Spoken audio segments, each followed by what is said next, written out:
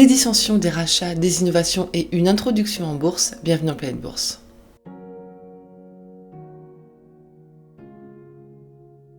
En Europe, Industrie de Nora va bien entrer en bourse. Le groupe familial italien d'électrochimie poursuit ses projets d'introduction à Milan pour une valorisation estimée entre 4 et 5 milliards d'euros. En dépit des turbulences du marché, le groupe veut miser sur l'engouement pour l'énergie à base d'hydrogène. Que faire de Gazprom Germania, la filiale du géant gazier russe qui a été reprise par les autorités allemandes le mois dernier? La banque publique de développement KfW va accorder un prêt de 5 à 10 milliards d'euros pour sauver la filiale avec l'argent des contribuables allemands alors qu'elle est toujours officiellement détenue par Gazprom.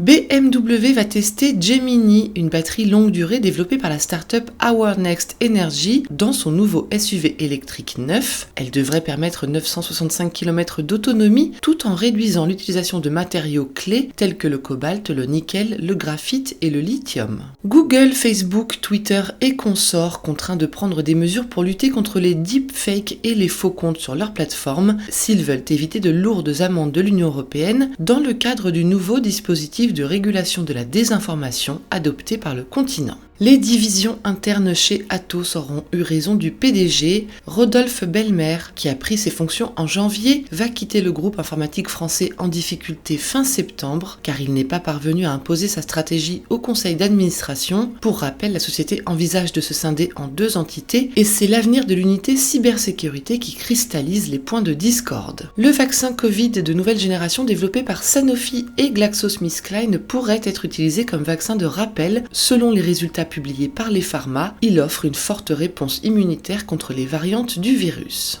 La lenteur du déploiement du très haut débit au Royaume-Uni, c'est la faute du Brexit selon un dirigeant de BT qui déplore le processus tortueux d'embauche de travailleurs qualifiés originaires de l'Union européenne. Et The Go-Ahead Group, le fournisseur de transport public britannique, a accepté l'offre de rachat de 650 millions de livres sterling émanant d'un consortium composé de l'opérateur de bus australien Kinetic Holding et de l'espagnol Globalvia Inversiones, tous deux soutenus par le gestionnaire de pension canadien Optrust. Aux États-Unis, la brutale chute des crypto-monnaies a entraîné celle de Coinbase. Alors que le Bitcoin a touché son plus bas de 18 mois, l'action de la plateforme a atteint hier son plus bas niveau historique, soit environ 85% en dessous de son prix d'introduction. Ça consolide dans le stockage. Prologis, le plus grand opérateur d'entrepôts au monde, va racheter son rival Duke Realty Corp pour 26 milliards de dollars, dettes comprises. C'est la plus grande vente d'immobilier commercial depuis le début de la pandémie. Et pour rappel, Prologis compte Amazon et FedEx parmi ses clients. Et on apprend que EQT Exeter, une branche de la société d'investissement suédoise EQT et l'un des plus grands propriétaires d'immobilier industriel au monde, a interrompu plusieurs projets afin de reconsidérer la demande d'entreposage qui affiche des signes de ralentissement. Oracle fait mieux que prévu. Au dernier trimestre, le chiffre d'affaires global de l'éditeur de logiciels a gagné 5% à 11,84 milliards de dollars, poussé par l'activité cloud dont le chiffre d'affaires est en hausse de 19% à 2,9 milliards de dollars. De quoi apaiser sensiblement les craintes sur les géants de la tech. Pour pallier la pénurie de travailleurs et retenir les talents, American Airlines a promis une augmentation de salaire massive aux pilotes de ses compagnies régionales Piedmont Airlines